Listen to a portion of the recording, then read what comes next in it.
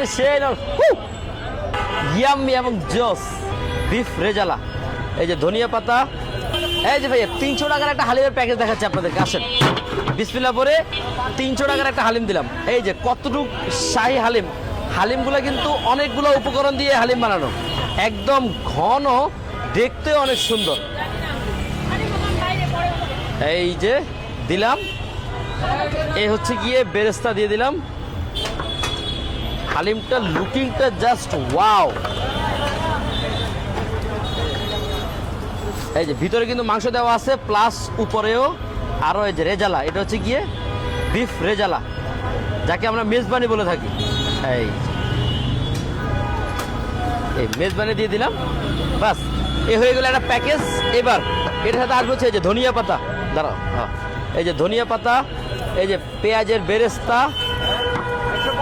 আর হচ্ছে গিয়ে একটু, বাস রেডি আমাদের মাত্র 300 টাকার একটা। দেখেন কত ইয়াম্মি এবং জোস, খেয়াল করছেন?